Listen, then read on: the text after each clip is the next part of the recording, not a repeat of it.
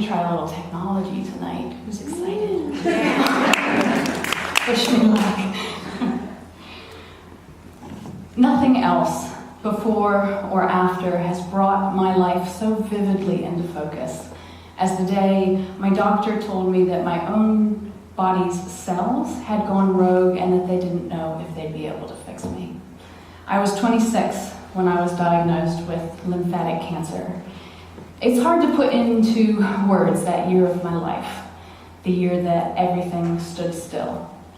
It comes to me now, almost 10 years later, more in flashes of images, little scattered memory bubbles, more than anything else. I can see our daughter, Maggie. She's just 10 weeks old, and I'm rocking her in the newborn car seat as the oncologist explains to my husband and I the upcoming treatment plan. And I can hear Ava. She's just had her 3rd birthday, and she's completely melting down in the hallway as my mother tries to help her with something, and she just wants her mom. But I'm in bed. And I see Maggie at about 3 months old. She's been sat in front of me in her bouncer, and I'm lying on the couch trying to suppress the alternating waves of nausea and anxiety, and she just keeps poking her tongue out at me. And I keep thinking this little angel must have been sent down from heaven to make this time brighter for everyone. I can see my husband. He's exhausted because he's working huge hours to try and keep our family financially afloat during this time, and he's up every night to our newborn daughter. I can see my sister sitting beside me, putting her arm around me, tears streaming down my face, and she just says, stop apologizing. On reflection, that year of treatment, when I and all those that loved me fought to keep breath within my body, it was unbearably tough. But I was tough too. And I knew what my job was, and I took on my treatment with a laser-sharp focus to do all that I could do to fight and recover. Within that bubble of time, there was this ongoing thread of hope that the treatment will work, and I'll be able to get back to normal. My chemo nurse would tell me, just remember, it's only a year of your life, that's all. I held on to that so tight. And I survived.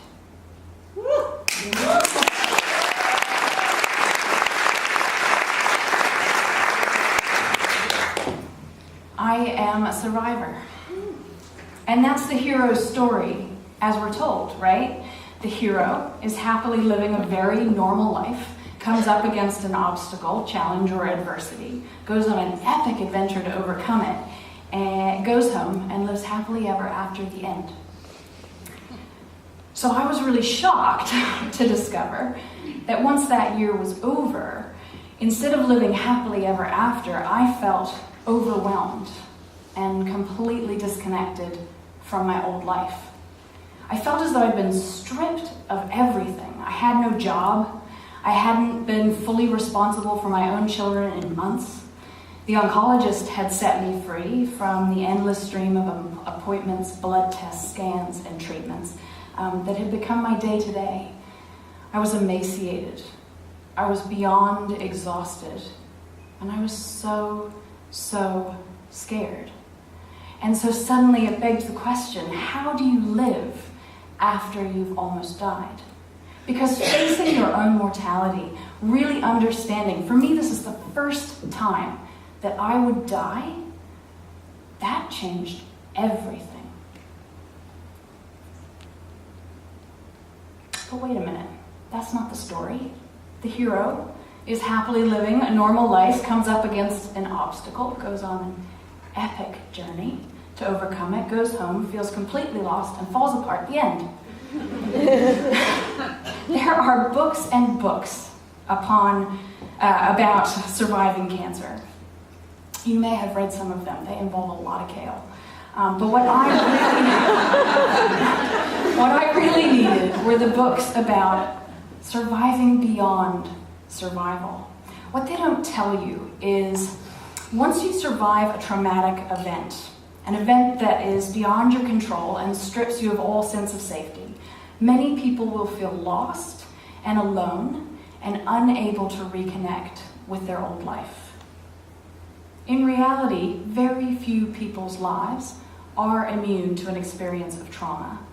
A traumatic experience can stem from a wide variety of events, from those that we regularly associate with the label trauma, like fighting in a war, surviving a physical assault, a natural disaster, or a serious illness, but also to seemingly everyday events like prolonged bullying, the death of a loved one, or a relationship breakup. A trauma, by definition, is any event or experience that is beyond your control and strips you of all sense of safety. And what's interesting to note is it's not the event itself that traumatizes a person, but rather their unique experience of it that can leave them traumatized. And how we move forward from that trauma can depend on a range of factors and mental processes, many of which are beyond our control. I had no idea what to do next. It's not like everybody around me had suddenly changed and now saw the world the way that I did. Nothing had changed, except that everything had changed. I suddenly realized that everything society had marketed to me as important, how I looked, what I owned, how smart I was, how much money I earned, none of that stuff mattered anymore. To worry about such meaningless stuff is a luxury only afforded to people that have no clue that they're dying. But lurking under all of that clarity was the sense that my body was out to get me, and it was only a matter of time before this newly won life would be taken away from me again. I held it together for over 3 years. 3 years of trying to stuff the person that I had become back into a life that I could no longer understand or engage in. And I constantly felt that threats to my survival lurked in the crevices of my everyday life. An unexplained twinge or the all too familiar smell of hand sanitizer would be enough to send my mind reeling and my heart racing. You see, our brains are organized into 3 interconnected parts.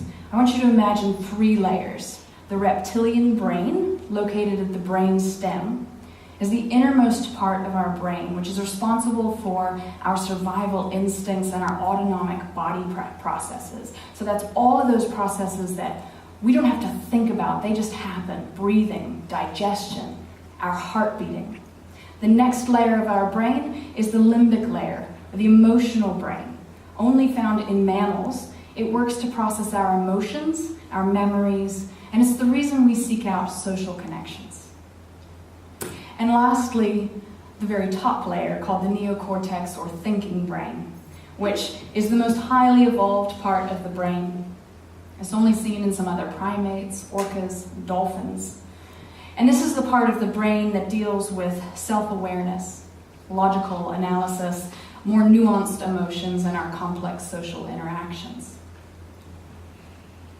So, what is important to note here is that when a person goes through a traumatic experience, which is an experience that is beyond their control and strips them of all sense of safety, the reptilian part of the brain takes over. It activates the fight, flight, or freeze response. Our brain gets a shot of adrenaline and cortisol, and the amygdala begins furiously recording in great detail what is happening in that moment, carefully recording all of the sensory inputs, sights, smells, sounds, tastes, pain, sensation in the body. All while the more advanced top layer of our brain is shut down. Because when we're experiencing a trauma, we do not have time to think critically and analyze. We need to act. So this is the time for instinct. And why does the amygdala suddenly begin recording everything in such fine detail? Because it's working on the principle that if it happens once, it will happen again, right? And in order to better protect you the next time, your brain has recorded all of those fine details so that the moment you see that sight again, feel that sensation, hear that sound, your body will leap into action, repeating what you did last time, and you'll save yourself. It's brilliant, really. The problem begins when the body begins to signal the trauma survivor seemingly out of the blue. Like going to the supermarket triggers your anxiety every time you have to go in there because the bright lights in the supermarket mimic the bright lights in the hospital. And suddenly you find yourself in full fight or flight. And so for me, alongside this sense of disconnection from the world, I was trying to make sense of a warning system that was being triggered by a whole bunch of otherwise totally neutral stimuli, not the least of which for me was pain or any unknown sensation inside my body. If it happened once, it will happen again. And unfortunately, my survival system was doing an amazing job at keeping me safe because it was triggering me all over the place. I was having anxiety attacks in the supermarket, in any sort of medical test, whenever my body had a twinge or a pain or gas. And as they became more frequent, I'd be woken with them in the middle of the night. Over time, I didn't even need my regular triggers anymore. The panic attacks seemed to have taken on a life of their own. I tried to seek out help in all the logical places. Cognitive behavioral therapy is recommended for people enduring psychological stress, so I saw a psychologist in an attempt to dampen my anxiety. And I took medication in order to rebalance the chemistry in my brain. And I talked and I talked and I talked about what I had been through. But the problem wasn't in my logical reasoning brain. I could understand the problem. But that didn't stop my body from having a complete meltdown every time I got a twinge of pain in my body. And I continued to get worse, not better. How could I have survived cancer just to be a spectacular mess on the other side? I was determined that this anxiety-ridden shell of a creature would not be the ending to my story. Sometimes when I'd be hit by an anxiety attack, I would run. Because I quickly came to recognize that running seemed to discharge the energy of the panic, and I could breathe again, if only for a moment. And that small seed of realization gave me the insight to question whether I'd been tackling this challenge completely from the wrong direction. I was seeing my anxiety as a mental illness. That's what my psychologist was telling me. That's what society was telling me. Anxiety is a mental illness, something that is broken and needs to be fixed in the brain. But actually, it was the physical manifestations of my anxiety that were causing the problems. It was the racing heart and the sweating palms and the never-ending seasick feeling in my stomach. It was the sudden failure to be able to process what was happening as my body shut down my higher reasoning skills and put all systems on high fight or flight alert. So what if the solution was not in fixing my brain, but in working with my body? And that's how I found myself standing in a yoga studio on a crisp, clear Christchurch day in 2013, about to embark on a year-long yoga teacher training program. And you could be forgiven at this point for assuming that I must have had a lifetime of experience practicing yoga, that I would have known all of the names of the poses in Sanskrit, or at least in English. But I had none of that. I did have that one semester in university. I was desperate to lose the weight that I had gained. And so I just did this DVD over and over again, yoga DVD. And I did have that one pregnancy class that was 6 weeks that I took while I was pregnant with our second. Once I'd signed up for the course, I did do some online yoga classes for good measure. So even in that small amount of yoga experience, I had touched the periphery of something bigger, something that I had hoped could help me climb out of this dark pit of anxiety and back into this world. I did not sign up for the teacher training program to become a teacher. I signed up because I desperately needed help, and I hoped, just maybe, I would find it there. So there I was, on day one of the teacher training in downward facing dog, and the teacher gracefully ignored my clear lack of experience. And over the next year, she showed me how to feel again. She showed me how to welcome sensation with curiosity and without judgment. You see, the body is the container for all of our sensations and also all of our feelings. They're all contained within us. The entirety of our human existence lives within this body. And within this container, we all have the capacity to feel safe. But I had lost that.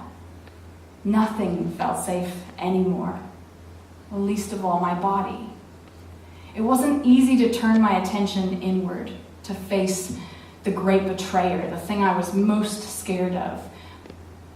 But slowly, yoga invited me to lean in and explore sensation, to observe that sensation without needing to do anything, to let feelings bubble up and then wash over me. And the more I was able to invite curiosity in, the more I felt a profound compassion for my experience, and the less room I found I had for fear. An anxiety attack, which used to consume me completely, was now a wave that I could observe from a distance, with curiosity, with this newfound compassion. And so it lost its power. And the pattern of anxiety that I had been unconsciously reinforcing found itself disrupted. And I was slowly creating a new way of being. I think we make a mistake when we consider the brain and the body to be two separate parts of one being. They are so inexplicably interwoven that we do ourselves a disservice when we try to look at them as separate. There isn't a cure for life post-trauma. There is no getting over it. I didn't have to get over it. I needed to figure out how to be okay within it. You see, life is like an ocean. After cancer, I found myself struggling, no life raft, treading water in really choppy seas. I constantly took on water and I struggled to breathe. Yoga took me to the bottom of the ocean, where there's stillness. The choppiness still exists at the surface, but from where I am, lying on the bottom in Shavasana, I'm okay. And the storms roll through, and the waves become choppier, and I'm still okay. Later that same year, I set up a charitable trust called the Whole Lotta Life Foundation. Woo!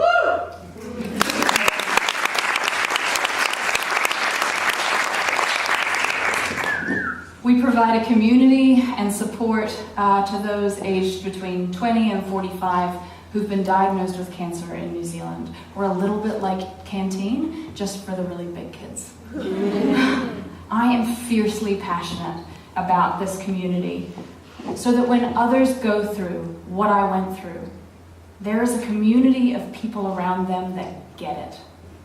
And yoga is not the only way to find healing in life after cancer, after any trauma. There are multiple ways. And the foundation means that we can all share our unique paths with each other and inspire each other to keep searching and experimenting and living. And I did go on to become a yoga teacher. And I see it as the greatest honor to be able to share wisdom that is over 5,000 years old.